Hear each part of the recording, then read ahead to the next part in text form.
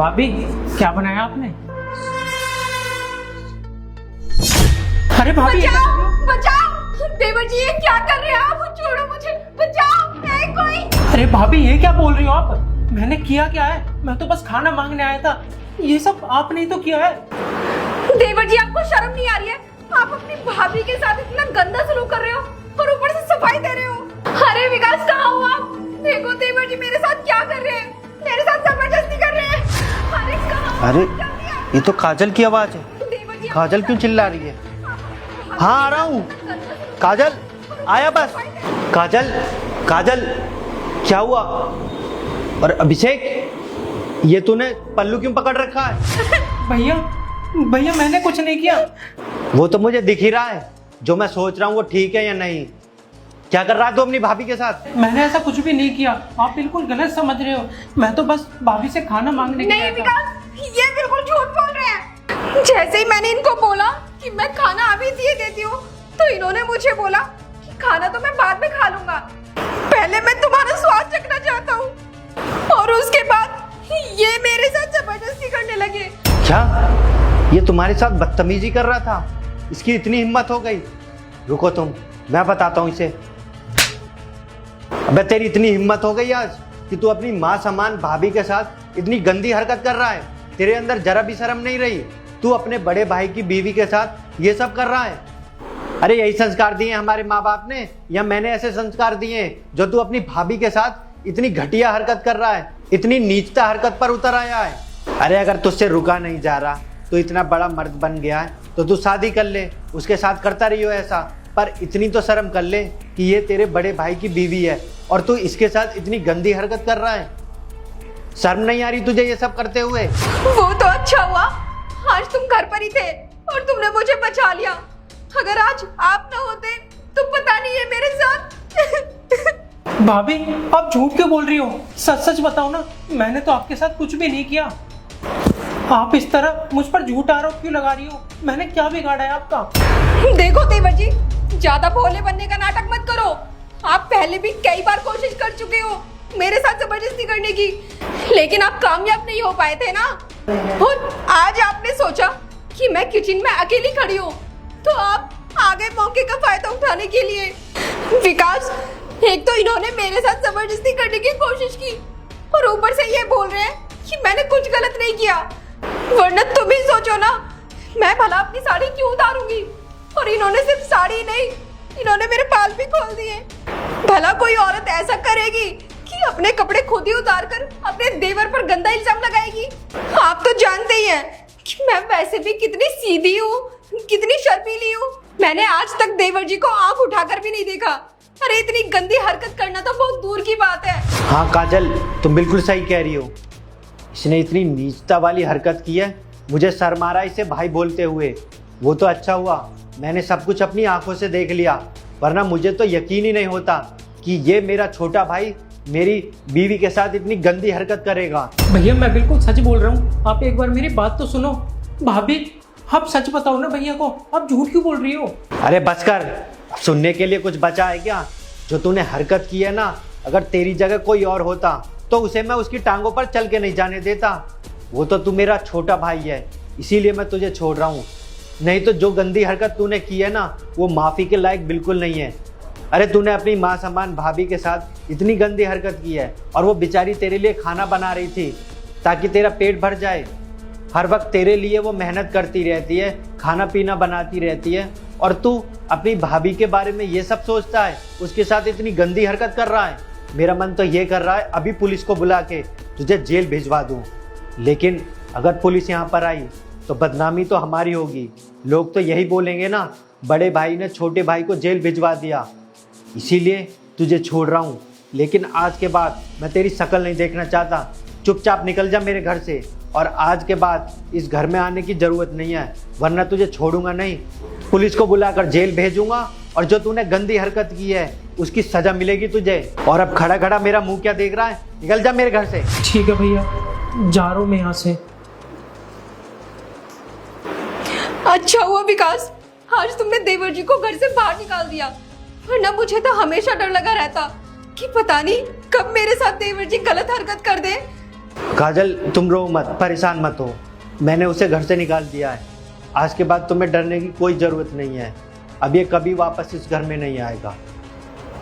तुम परेशान मत हो, तुम आराम कर लो। ठीक है विकास, मैं आराम कर लेती हूँ।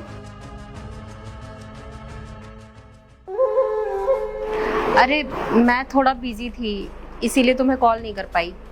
अभी मैं बिल्कुल फ्री हूँ। जो प्लान हमने बनाया था ना, वो सक्सेसफुल हो गया। मैंने अपने पति के सामने खूब रोने धोने का नाटक किया और उसे यकीन दिला दिया कि उसका भाई मेरे साथ जबरदस्ती कर रहा था, और मेरे पति ने गुस्से में आकर मेरे देवर को घर से बाहर निकाल दिया। मैडम आपका सिलेंडर। अच्छा, सिलेंडर लेके आए हो?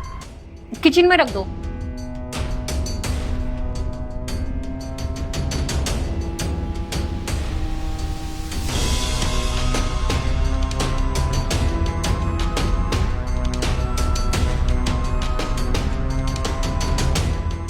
हाँ, तो मैं क्या कह रही थी?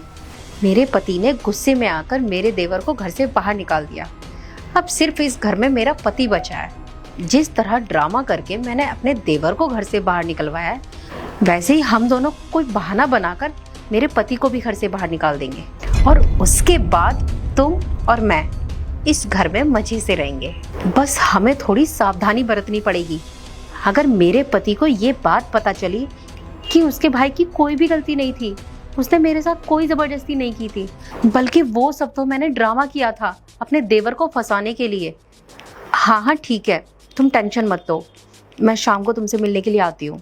अच्छा सुनो, मेरे पति आ रहे हैं, मैं तुमसे बाद में बात करती हूँ। काजल, तुम फोन में इतनी बिजी हो, तुम्हें ये नहीं पता यहाँ पर कौन बैठा है? कौन है ये? अरे भैया, आप यहाँ किससे पूछ कर बैठे हो? गए क्यों नहीं हो? मैडम जाऊंगा मैं नहीं, जाओगी तो आप अब इस घर से। अबे ओ, ये क्या बोल रहा है तू? तुझे पता भी है वो कौन है? मेरी पत्नी है, और तू सिलेंडर वाला होकर मेरी पत्नी से बदतमीजी कर रहा है।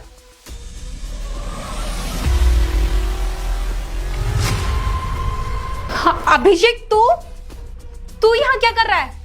तुझे तो तेरे भैया ने घर से बाहर निकाला था ना?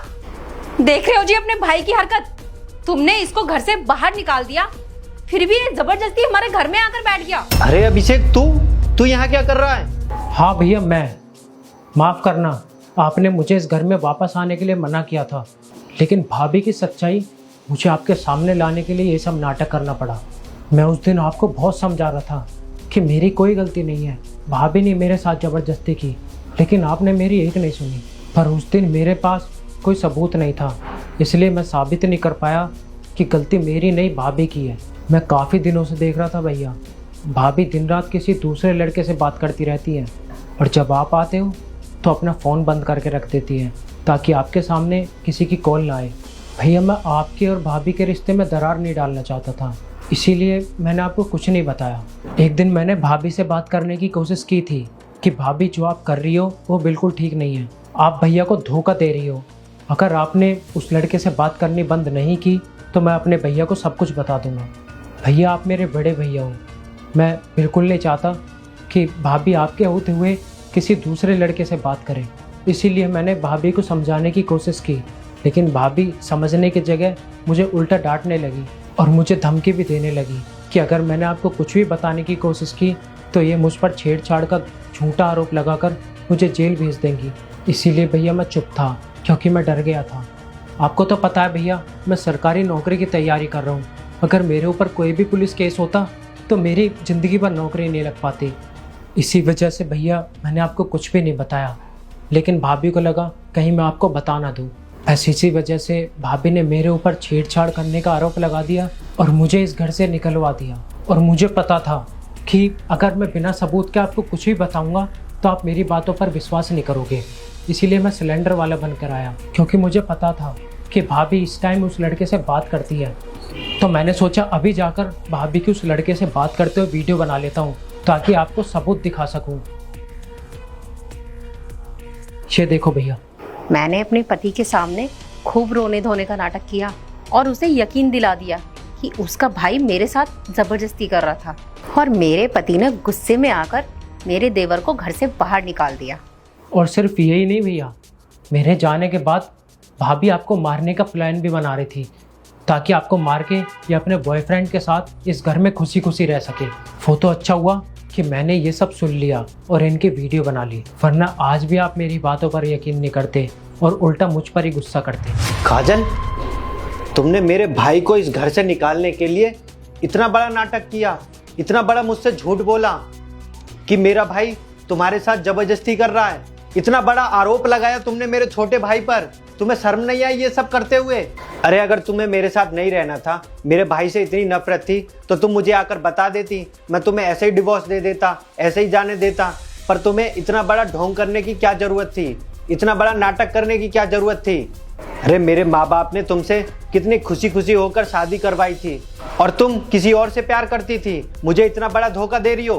खैर, जो तुमने मेरे साथ किया है ना, और जो मुझे इतना बड़ा धोखा दिया है, मैं तुम्हें कभी माफ नहीं करूंगा। अभी के अभी निकल जाओ मेरे घर से। अभिषेक, बोलो ना अपने भैया को कि मुझे घर से बाहर ना निकाले। नहीं भाभी, मैं आपको माफ़ नहीं कर सकता, क्योंकि माफ़ी गलतियों की दी जाती है, गुनाह की नहीं। आप मेरे भैया को मारने की प्लानिंग कर रही थी और मैं ये हरगिज़ नहीं होने दूंगा। और भैया, मैं अब आप पर छोड़ता हूँ, आपको भाभी को जो सज़ा देनी हो आप दे सकते हो। खैर, अब मैं चलता हूँ। मैं बस यही बताने आया था कि उस दिन मेरी कोई गलती नहीं थी। सही बोल रहा है मेरा भाई, बिल्कुल सच बोल रहा है। तुम जैसी लड़कियों को कभी माफ़ी नहीं मिलनी चाहिए, क्योंकि तुमने गलती नहीं, मुझे बहुत बड़ा धोखा दिया है और इस धोखे की सज़ा तुम्हें ज़रूर मिलेगी। अभी के अभी निकलो इस घर से, वरना पुलिस को बुला के तुम्हें जेल भिजवा दूंगा। और भाई प्लीज़ तो मुझे माफ़ कर दे, मैंने बिना सोचे समझे तुझ पर इतना बड़ा आरोप लगा दिया। मैं अपनी बीवी की बातों में आकर तुझे ही गलत समझने लगा। प्लीज़ तू मुझे माफ़ कर दे, आगे से ऐसा कभी नहीं होगा।